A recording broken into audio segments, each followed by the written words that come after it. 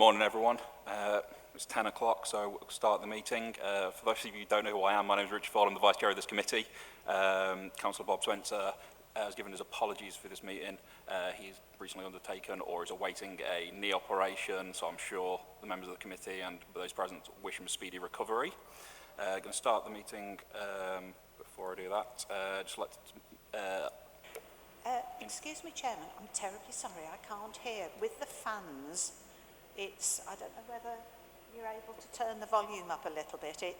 You're very quiet, otherwise I'll need to get the hearing aids. It's just the fans are interfering.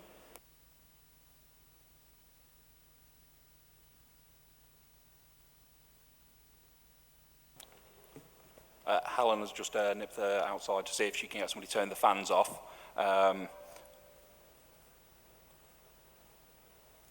So hopefully she will be able to get that sorted very, very speedily. I'd like to inform members that this meeting is being recorded and live broadcast on the internet. And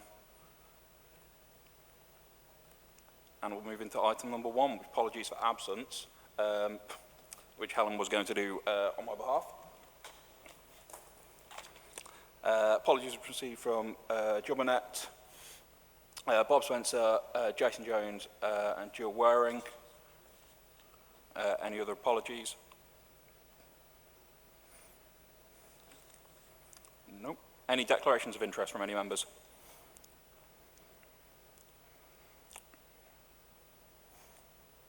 Item 3, minutes of the safeguarding overview and scrutiny meeting held on the 6th of July 2021.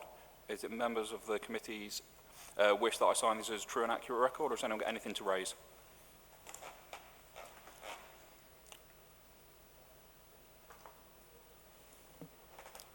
Sorry, Councillor Wilcox, was something to raise or just moving them?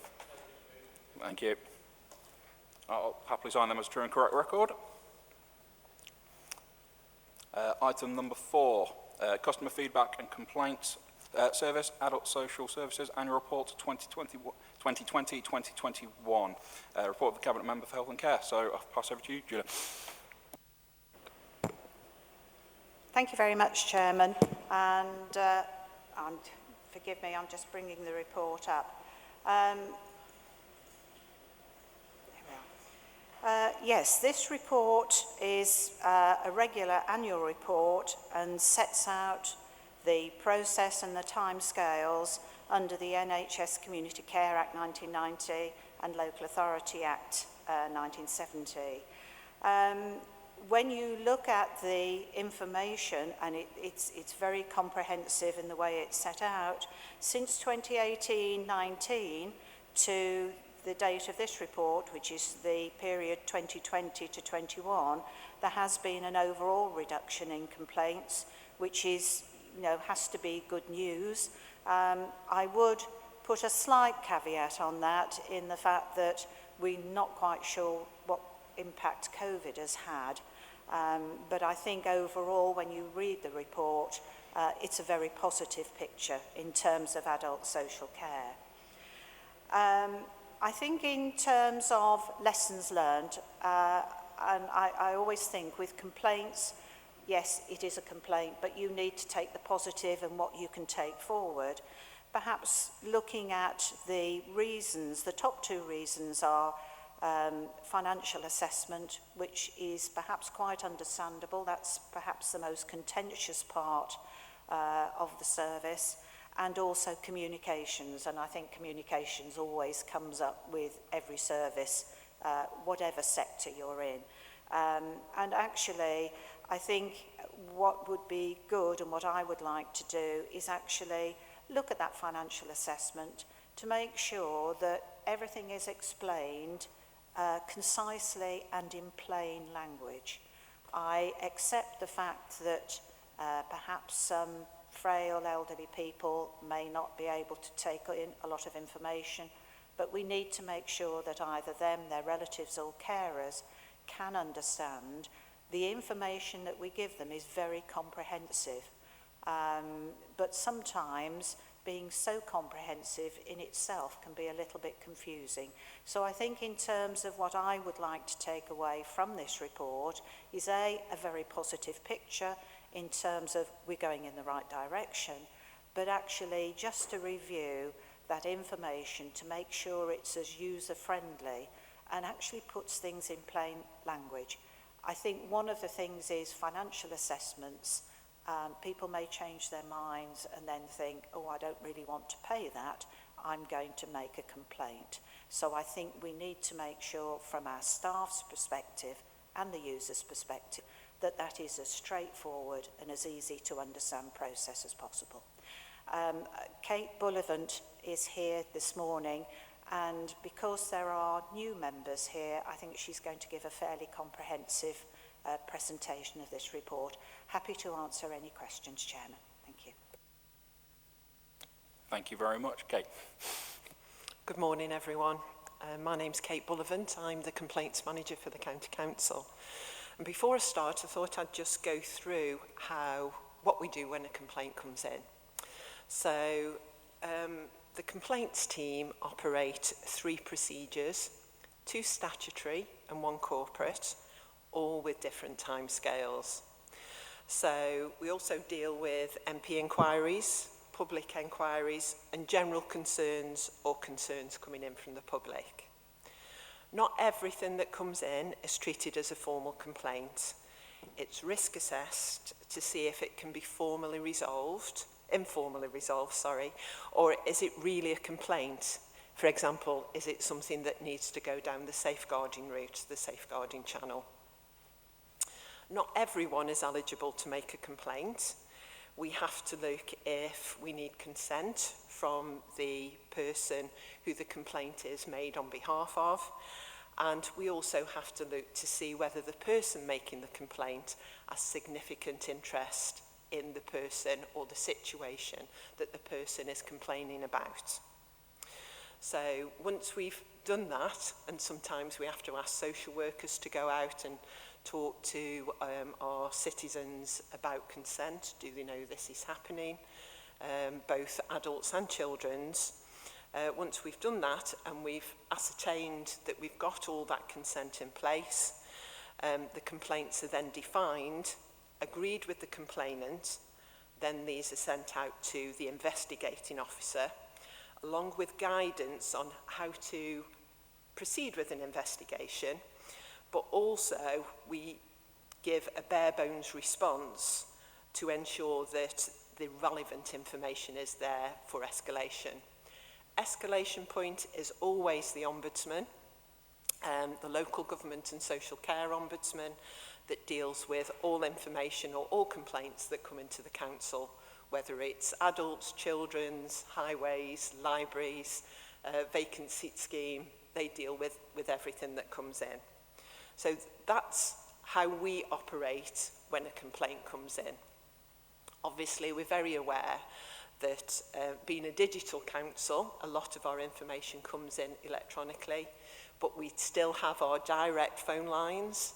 Our phone numbers are published, and therefore any citizen can ring us with any concern.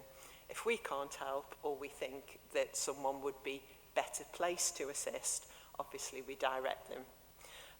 We think it's very important that we have that one-to-one, we have that conversation, so that people feel at ease raising concerns, but also feel that they've been listened to, and that's a big thing as well.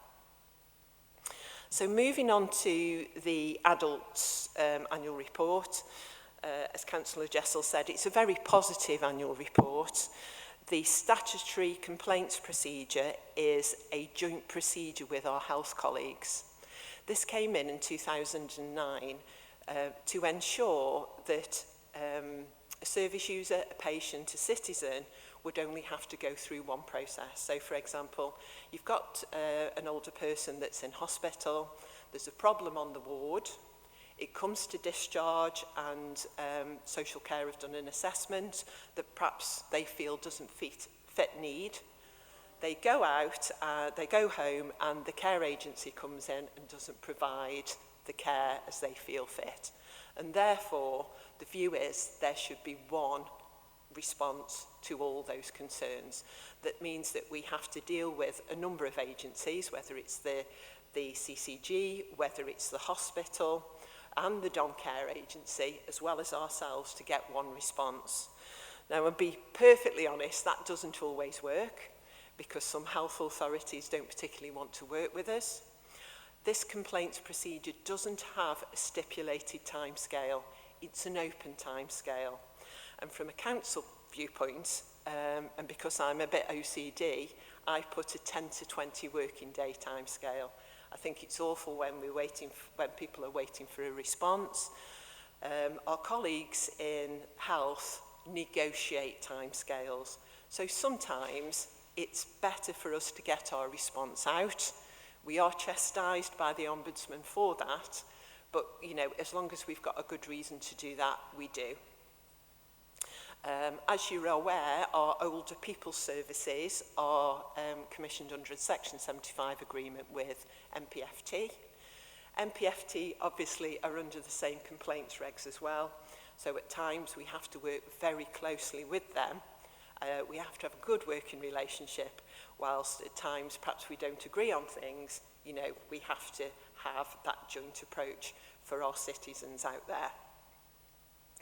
So, of course, lessons learned are very important for us, especially with older people, or, well, vulnerable people, whether it be adults or children, and therefore we work with the service area to make sure that the lessons learned are implemented.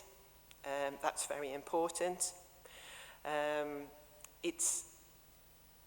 It's a big thing for an older person or a vulnerable person contacting the council. We're a big organisation, and therefore we have to show them or support them to understand what we've done with their complaint and how that's had an effect on other people that are accessing services.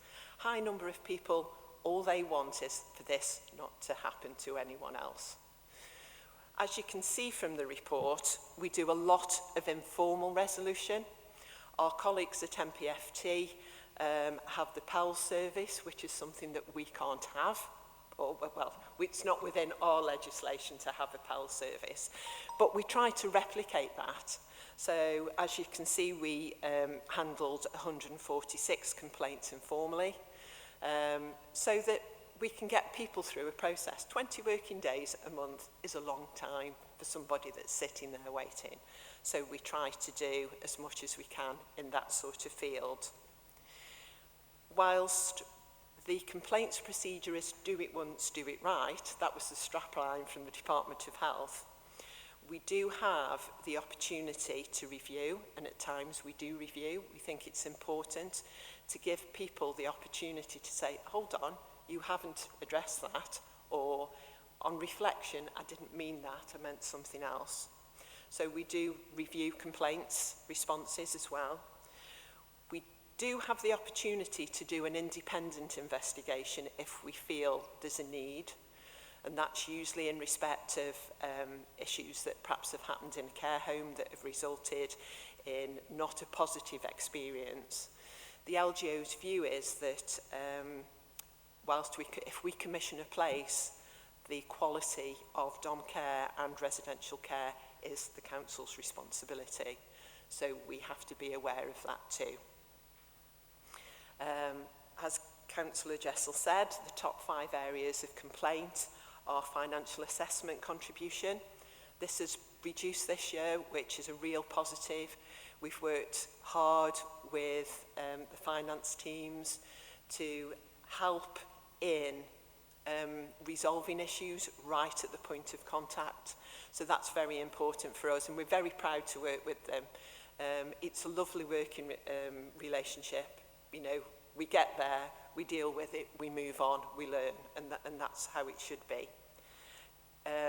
Poor communication, this is always in the top 5.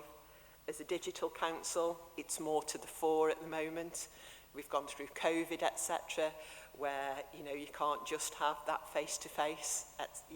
We've had to find different ways of working. Poor communication is when someone leaves a message or doesn't respond. So we leave people feeling that they're not being listened to, not being heard. And then the other one is case management. If we've got someone that a social worker that's perhaps poorly, or even someone doing a financial assessment that's poorly, and you know, that case hasn't been picked up by someone else. And then we've got charges not discussed, and this comes back to contribution towards care, or someone that's deemed as a self-funder and is saying that they've not been told of an admin charge for us to broker that care for them. And then we've got delay in receiving, and that's usually where we have financial assessments gone ahead, but unfortunately it's got stuck in the system. You have to bear in mind with working with MPFT that the process goes out of the local authority, back in the authority, back out the authority. And there are places where at times it can get stuck. So therefore, that's usually the delay in receiving. Somebody will have had a financial assessment, and then perhaps 3 or 4 months after, they actually get a bill for contribution towards their care. That, of course, that may come as a shock to them. So that's one of the big issues. As you can see, brokerage complaints are down by 71%.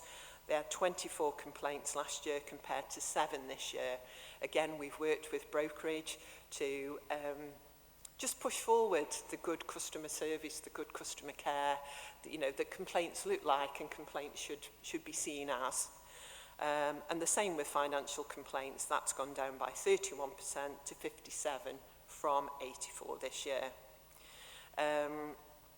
As I said, we also deal with MP inquiries, and this is seen as other activity on page 36 of the report. MP inquiries, we usually have them informally as well, so we have MPs, well, not MPs, the actual citizen or the resident that actually scattergun their concerns. So therefore, we've usually had it anyway. But as you can see, there's a further 235 issues that we've dealt with, or we've forwarded as a safeguarding referral, or have been addressed by the corporate complaints procedure. As I say, not everything can come in a statutory procedure. So, as I say, a very positive report. We're not sure what's going to happen next year, but we're hopeful that, you know, if we continue working with the service areas, that we will see this level. But obviously open to any questions, should you have any. Thank you very much for that incredibly comprehensive summary and taking the members through. As was pointed out, a lot of these members of this committee are new councillors elected in 2021, so we really appreciate that. I've also been told to pass on my thanks. I believe last year this came a bit later in the year, so thank you very much for ensuring these 2 reports came earlier this year. Do members have any questions or comments they want to make? Yes, please. Thank you, Chair. Just 2 very quick points on the issue of explanations and having to re-explain. I'm wondering whether staffing issues has a role to play there, whether we don't have enough staff or the current staff are so overwhelmed that they don't get a chance to explain everything in the way they'd like to.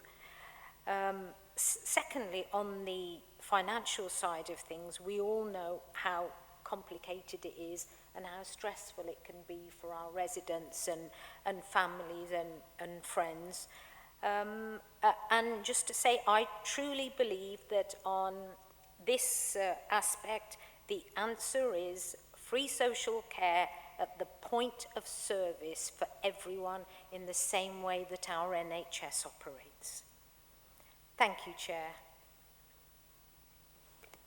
Yeah, Councillor Jessel. Yes, thank you very much, Chairman. I will ask Kate to answer regarding staffing issues. In terms of free social care, we operate under the current legislation as it stands. To be perfectly honest, free social care would have such a huge bill attached to it that actually we would be heavily taxing the working generation now to pay for that additional financial burden. So, like all authorities, we operate within the law of the land. That is up to Parliament to determine. As Councillor is well aware that they are reviewing the financial contributions, and those actually, if they change, as it, I think in accordance with the Dilnot report, again has huge financial implications, and it's how that is paid for. So, you know, I hear what you say, but as a local authority, we operate within the law as it stands at the moment. But I will ask Kate if she would respond to your question about staffing. Thank you. Thank you. It has to be noted that responding to complaints is on top of the day job for a lot of people. We try to make it as easy as possible for our managers to actually respond to concerns.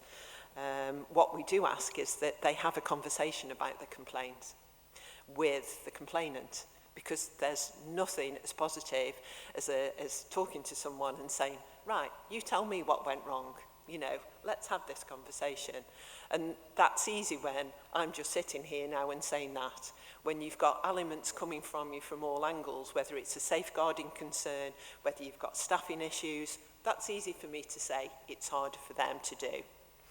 What we do as a complaints team is we try and support them through that. We try to obviously give them the complaints are defined. We have the conversation. We agree with the complainant what those complaints are actually going to be. We also chase the investigating manager every 5 days, and also I'm hopeful that I'm seen as open to, if somebody wanted to, any manager wanted to give me a ring to say, hold on a mo, I can't do this, or I don't understand that, it's my first one. You know, we try to make that as easy as possible, but I do acknowledge it's on top of their day-to-day job. Like I say, we have to have those good working relationships for our complainants, really, to make sure that they get some sort of response, that they feel that they're listened to. It's very easy these days to go on social media and just say X, Y, Z, when nothing can be learnt from that, and the lessons learnt bit is very important for us. Thank you very much, Councillor Daisy. Have you got any come back to the, or second follow-up to the second part of the question? I don't think this is the right meeting for the first question to discuss any further, but anything on the second question you asked? Thank you. Councillor Wilcox. Thank you, Mr. Chairman. First of all, I want to congratulate Kate and her team in this report, in as much as it's really encouraging to see the number of informal complaints that have been resolved rather than going to stage one. I think that's always a good thing to say. I take my hat off to you. Dealing with complaints, I come from an industry, a banking industry, that is fraught with complaints on a daily basis, and it's difficult, and it can be soul-destroying at times for you and for the team. Just a couple of observations, if I may, Mr. Chairman. First of all, if you look at on page 19, where it gives the graph of the numbers of those that have been upheld or not upheld, it's almost 50% of the nature of the number of complaints are either partly upheld or upheld. And I know that you mentioned one of the top 5 issues has been poor communication. I just wonder, going forward, whether or not, and I don't know whether we have an action plan that goes over a period of quarterly or 6 monthly, or whether it comes back to this committee, or whether it's an annual report, whether or not the areas that we seem to be having difficulty on the poor communications is something that we can look at as a priority within an action plan. I think in relation to financial assessment, often, as we found in our sector, it would be, it's people who never agree, whether they're right or wrong, they would never necessarily agree with the financial assessment that we're giving as an organisation, and it's very difficult to manage that.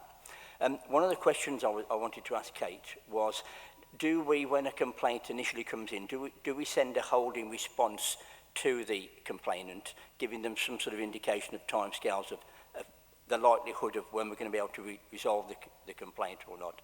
And then secondly, do we benchmark ourselves against any other providers of this service, whether it's our neighbouring authorities or counties or Mets, in what we do?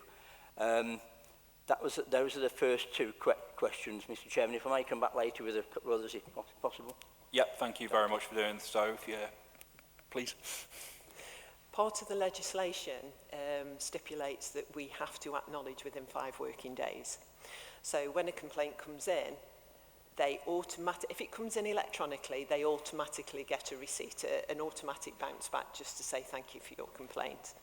So what we do is that we actually acknowledge within that 5 working days. If we can't do a defined plan as we would want, we would just send an interim acknowledgement. A, we'd be against the regs if we didn't, but B, it's good practice, as you say. Sorry, remind me what your second question was, I am sorry. Yes, benchmarking, thank you.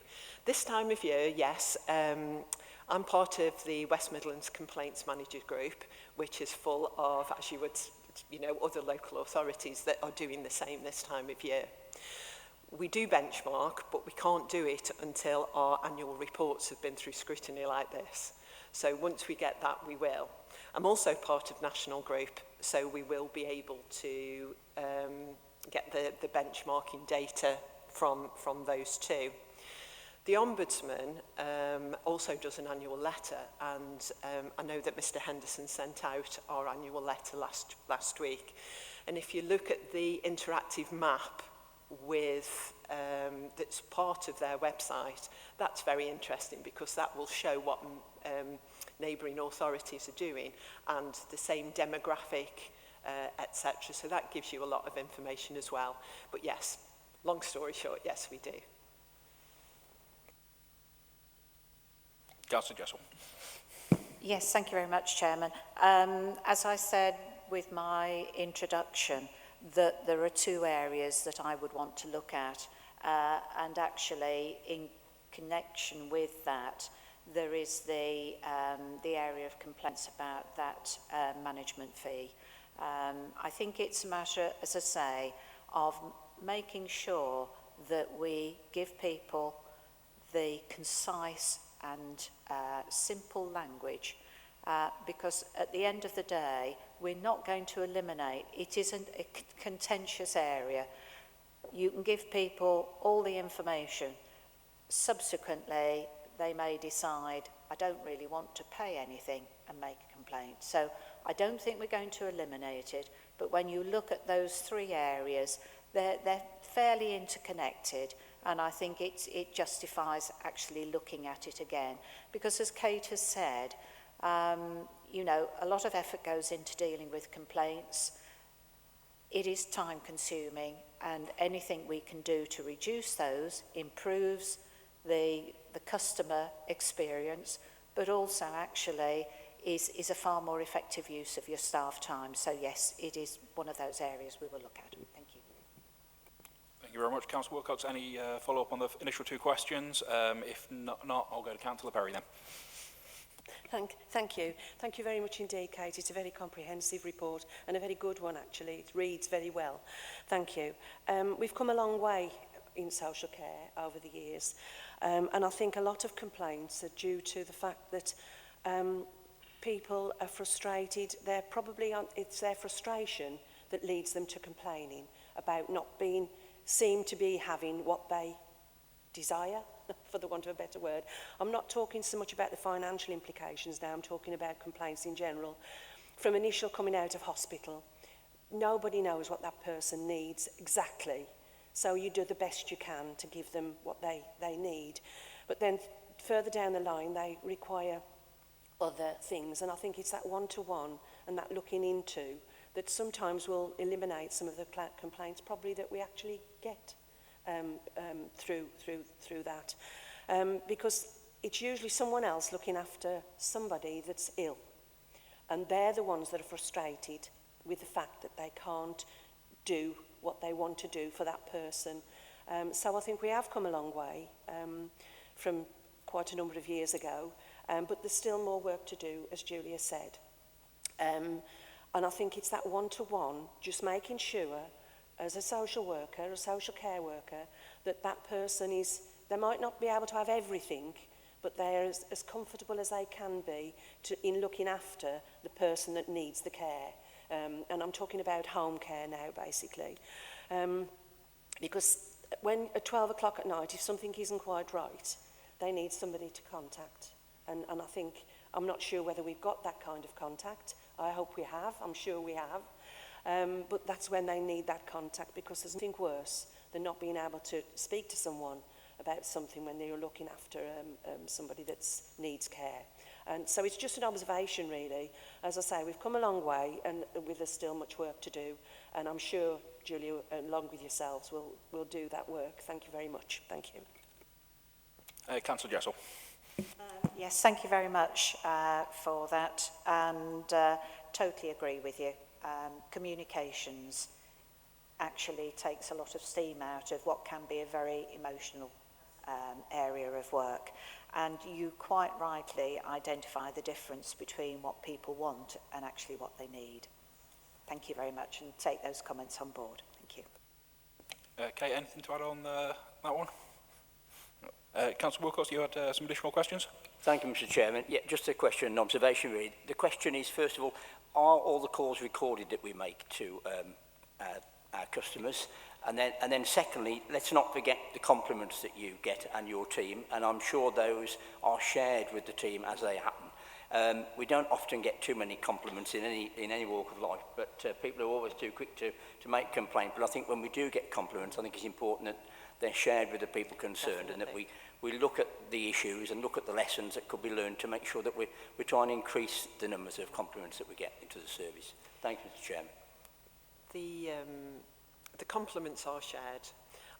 Obviously, in adult services, we don't get as many as we used to, mainly because our frontline services are now with MPFT for older peoples, and therefore the compliments sit there, I'm afraid. But, you know, that's fine. As long as we have those, absolutely brilliant. We do share them, we do celebrate them, and we ensure that they're celebrated. You know, on the front line, you know, you can have an absolutely awful day, get in the following morning, and there's a compliment there, and it just makes the biggest of difference, really does. In respect to recording conversations, the only place in the council where conversations are recorded are the contact centre. Not within the complaints team at all, so it's very important. That's why we go back with our defined complaints, with our understanding of their concerns, and giving people the opportunity then to say, no, I didn't quite mean it like that, I didn't quite understand, you know, you've not quite got the right end of the stick.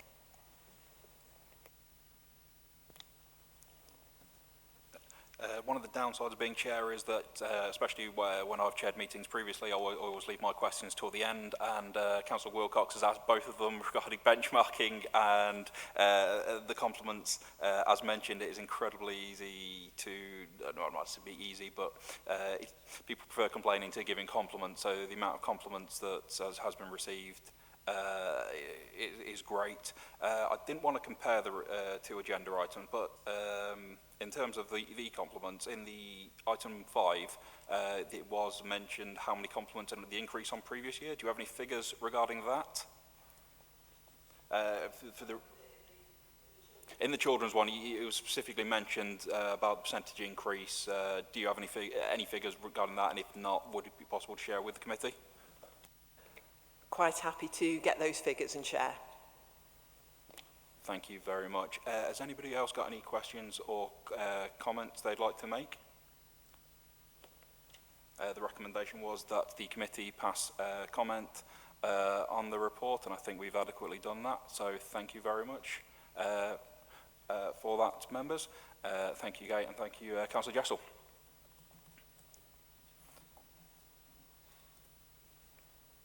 Moving on to item number 5, which is the Customer Feedback and Complaint Service. This time, Children's Social Services Annual Report 2020-2021. Councillor Sutton.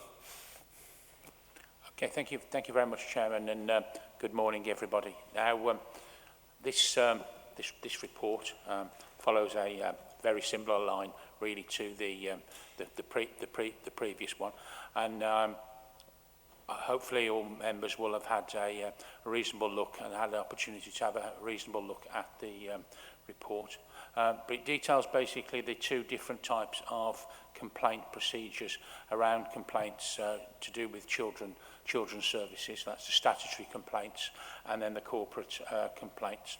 It goes on then to talk a little bit about the local government and social care ombudsman and when complaints go there, and some feedback from those complaints. And likewise with the adults world. The actual physical number of complaints has gone down. That is good, but of course what we don't know is how much COVID has impacted on that. So really, looking at next year's would probably give us a better idea. And again, like the previous report, there is learning and recommendations, which I know is fed back in real time to the social work teams, so that they can work on that. And again, the compliments, and as you pointed out, compliments are up 17%, but of course we get the compliments around children's, whereas in adults they tend to go to MPFT.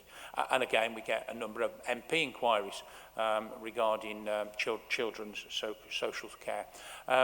And I think one of the big themes around complaints has always been, and I declare an interest from working for an ombudsman in the past, is communications always takes up a massive amount of the reasons why complaints seem to rear their ugly head. But happy to hand over to Kate to go through the details of the report. Thank you.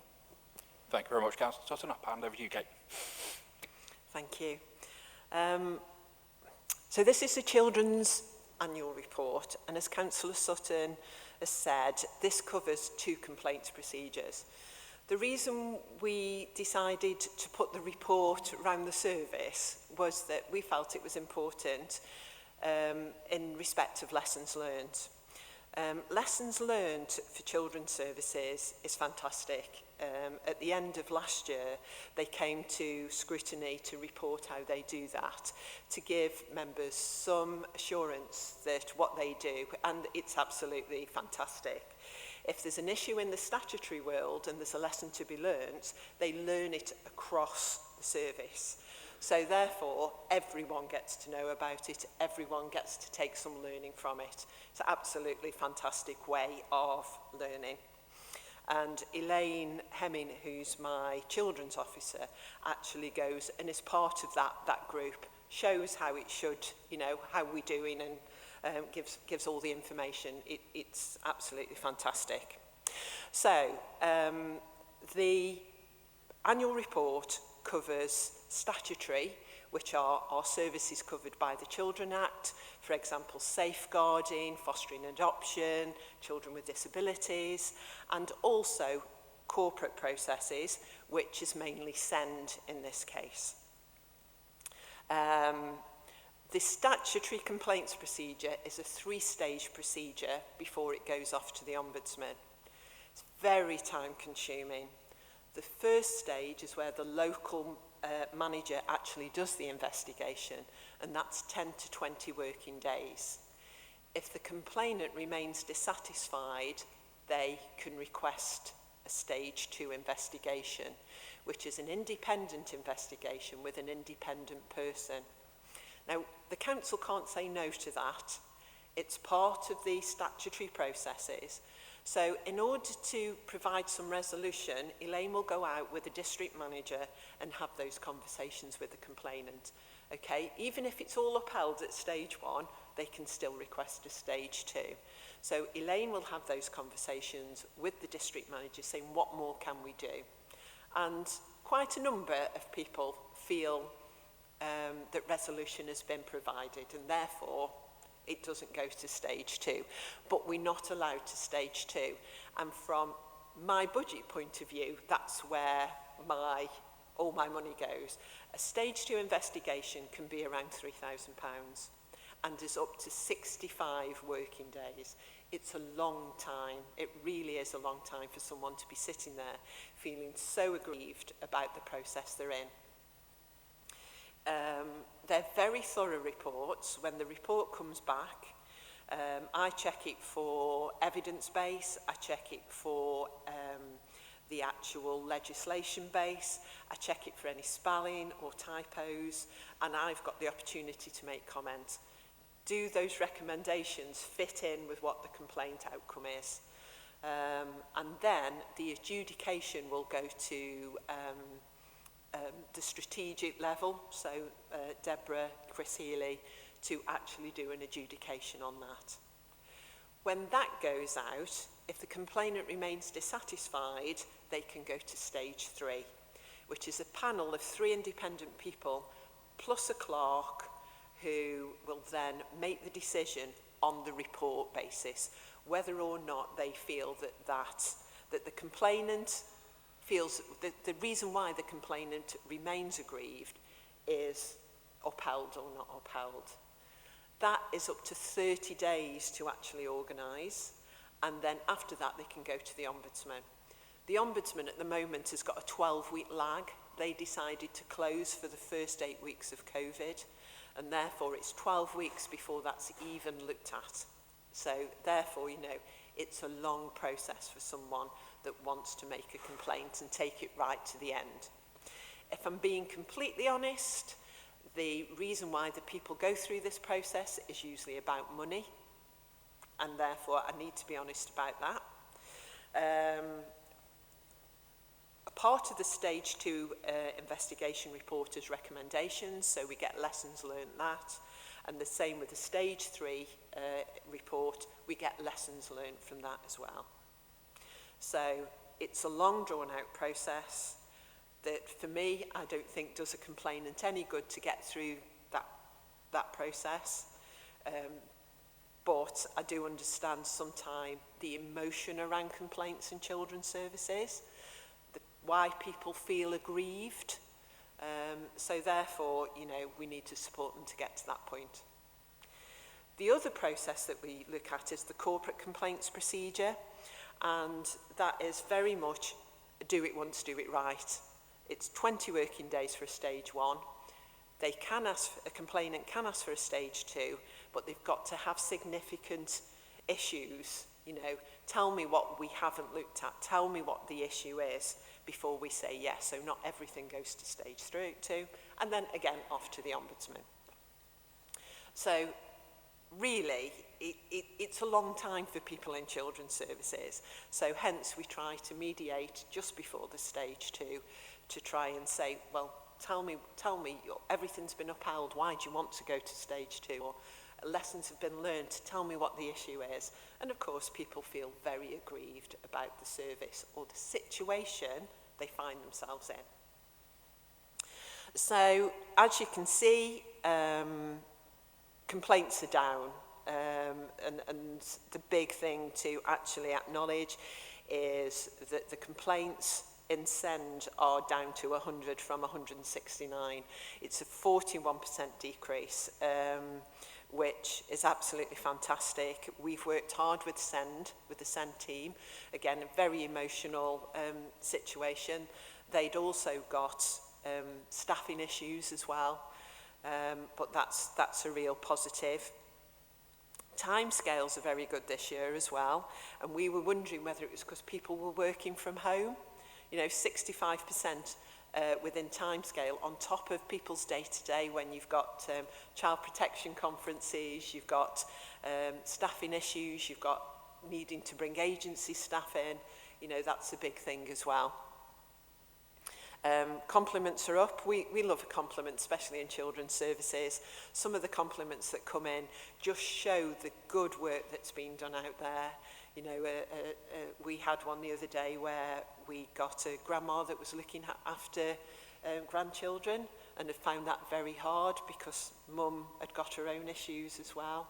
But the work that the family support worker and the social worker did, you know, came through on that piece of paper, and it really, really choked me that morning. It's lovely to come into those to show that, because I only see the negative of things really, my day-to-day is the negative, you know, to see that the good working practice we've got there is absolutely fantastic. So, you know, that's a positive as well.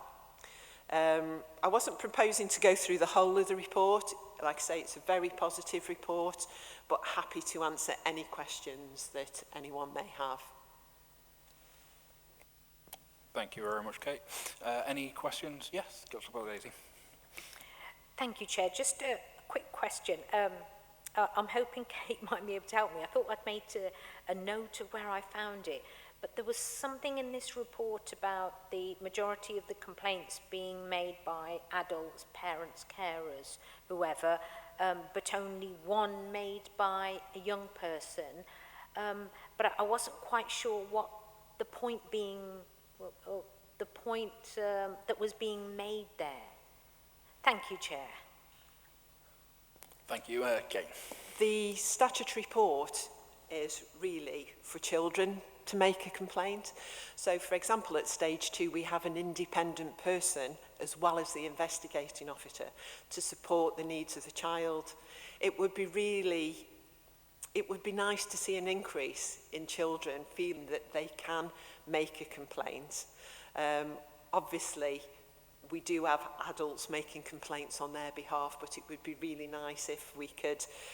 We used to have a children's free phone line when we used to have the children's respite homes or support homes, but we don't need that anymore because children don't feel the need to make a complaint. We actually went down the route of perhaps opening social media for children to make complaints as well, but we just don't get them at all. So the point was, you know, it would be nice to increase that, knowing that children should be able to access the service and to support them to make a concern or raise a complaint if they felt that they needed to. Any follow-up to that, or are you happy at the moment? Thank you. Councillor Wilcox. Thank you, Chairman. Thanks once again, Kate. Excellent report. And it's really good to see the trends are going in the right direction here, absolutely so. And on page 45, where it gives the composition of the feedback. Just one question on the feedback there. The statutory stage 3 panels, I'll take it those are sort of the sort of those that cannot be resolved either by stage 1, stage 2 and have to go. Is that outside the organisation, or do they still stay within the organisation? I just wondered why all of a sudden we'd seen a spike in that over the last 12 months. Thank you, Chairman.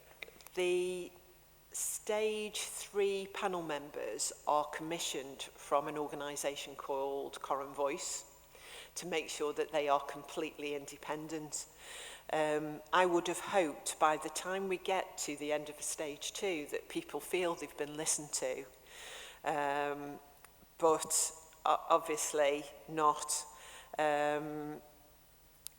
It's a very emotional time for people, because usually, pre-COVID, we would sit in the Oak Room. And for me, that's a very uncomfortable place to be if you're a complainant, sitting in such a grand place. It's like me coming here this morning. I went to Helen. Flipping heck, what am I doing in here this morning? You know, and it's giving people that reassurance, isn't it? More recently, we've been holding them via Teams, so therefore, people feel more relaxed in their own home. We're getting better outcomes. The 3 that we've had, from my point of view, they were children with disability, and the way that we decide whether people or children do meet criteria is a bit different in care. We have to work very closely with our health colleagues, and sometimes we don't work closely enough. You know, that's not ours. Well, that's not ours as well. So you have this sort of gap. And for me, having a stage 3 panel highlights what those issues may be, so we can learn, but also resolve it for the young people that are in receipt of services. Thank you. You mentioned the people feeling more relaxed on Teams meetings. That's definitely the case. Is that something you plan on continuing with? Or now we're coming out of the worst, are we going back to meeting in the Oak Room? Well, I'm hopeful that we stick with Teams. People are a lot happy in their own home. They're a lot more relaxed, and you don't, this is going to sound awful, you don't have the standoff, if you know what I mean. You're bringing people into a massive organisation that have been through their complaints procedure. So, you know, there's me trying to give them reassurance. The chair, they'll have 15 minutes with the chair at the beginning.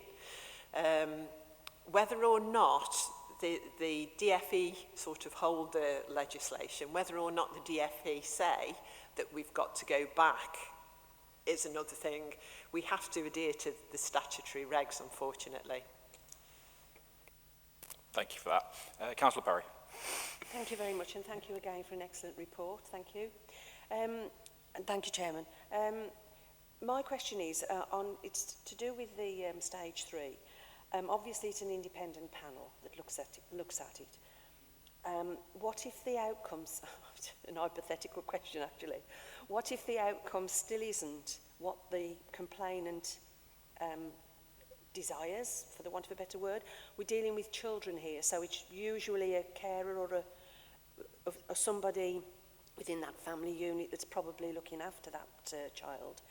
What happens, what do we do if they're still not happy? Because at the end of the day, that child might not suffer, but might be sort of looked at in a negative way by whoever's looking after them. Does that make sense? Yes? Thank you. Obviously, the safety of the child is paramount throughout the whole of this process. At any time, we're a bit concerned about what's going on in the family arena. And I think the other thing is we need to keep a positive working relationship as well, because people that walk away, we don't know what's going on, we don't know what support they need, etc., etc.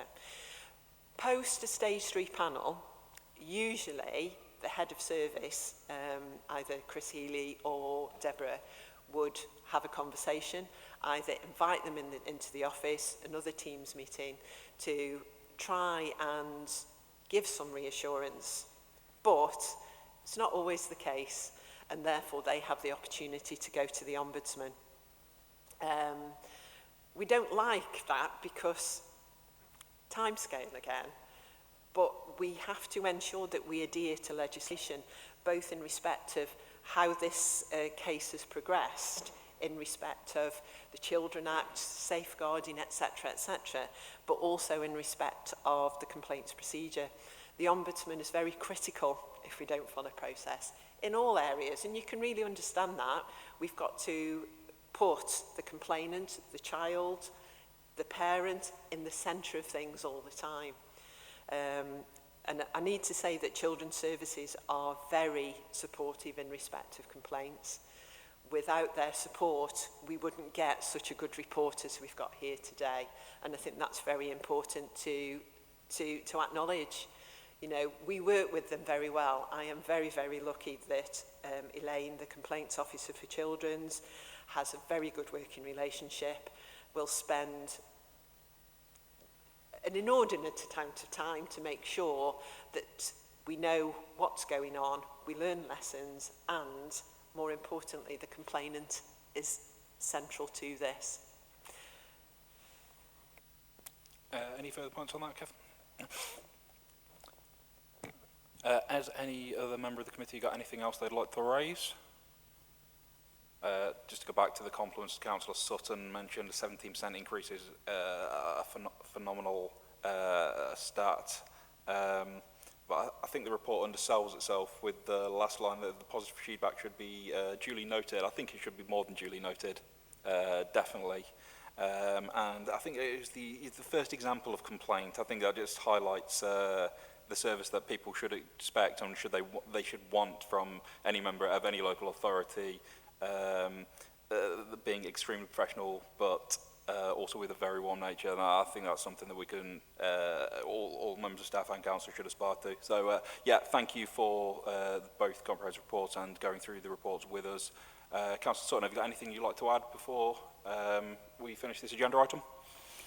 If you could just indulge me for a moment then, perhaps, Mr. Chairman, I just wanted to, for the record, just to highlight just one of the compliments we received. And I think this, and members will have heard myself and others talk about restorative practice, and that's basically about the way that we work with families and not to families. And I think this, this compliment here just highlights that particularly. It's only a few lines, and it reads as as such. She's thoroughly committed to working with the family, and I recognise the important work she undertook pre-proceedings. She has ensured that regular communications has been maintained with myself, and this is extremely positive. This collaborative working, in my opinion, is extremely important in terms of reaching the best outcome for the children, and as such I wanted to write to the team manager to commend her on her excellent management of this case so far. I just thought that just highlighted a very positive compliment and highlighted the way in which we are trying to develop children's services to work with families and not against them. Thank you, Councillor Sutton. Has anybody got anything else they'd like to add before we finish this agenda item? No. Thank you all very much for your attendance today. Thank you. Item number 6 on the agenda this morning is work programme. Ellen. Yes, thank you very much. You can see from the work programme that all the items that were discussed over the last 2 meetings have been slotted in. Some have been given a date, some haven't. We've got a themed meeting in September, which is around adults. There has been a discussion with the chairman and the 2 vice chairmen. This year, as you're aware, we've got these 2 distinct roles for the vice chairman, one on overview, one on scrutiny. And the proposal is that I'll set up some meetings between the 2 vice chairmen and yourselves around the items that you proposed. And then there will be a discussion about which way we're going to take those forward. So whether it's an area for overview, whether it's an area for scrutiny, whether it's a report that's going to come direct to the full committee, whether we're going to take that outside the committee and do a spotlight piece of work or a working group. So here we are in August. It's quite difficult, isn't it, with holiday season and so on, particularly seeing as no one's had a holiday for quite some time. So hopefully this month, but probably more pragmatically over throughout September, I'll be organising some of those meetings so that we can have a discussion about how to take particular items forward. Later on today, the Vice Chairman has got a triangulation meeting with Cabinet members, and that will also help inform the work programme, because that looks at key things that the Cabinet members feel we need to be looking at, things that the Scrutiny Committee want to look at, and a discussion about the best way forward and the timing of those issues. So that will take place this afternoon. I don't think there's anything further to add at the moment, Chair. Thank you. Just to add that in the meetings that Helen set up between myself, Councillor Burnett, we'll obviously include the Chairman of the Committee, Councillor Spencer, in any decisions we make. Has anybody member got anything they want to raise on the work programme? Councillor Wilcox. Mr Chairman, just going back to the report that we've had this morning, I'm not sure whether or not there is an opportunity, not wanting to add more workload to any department, whether there is an opportunity to see or have a heads up on how the complaint service is taken forward, whether or not that can come through at a 6-monthly intervals, or whether we just have the annual report. I don't know what the practice has been in the past, or whether that's something we want to consider or not. Obviously conscious of not wanting to add to anybody's workload, but sometimes just a heads up halfway through the year to say how we're doing, whether, particularly post-COVID, whether complaints are up or compliments are up, etc. Might just be good to note. Thank you. Thank you, Councillor Wilcox. With your permission, I'll raise that in the triangulation meeting I've got this afternoon, if that's okay with you. Any other member got anything they want to add? In that case, I'll make it 11 o'clock. We've got nothing that requires exclusion of the public, so thank you for your attendance this morning, and I'll close the meeting.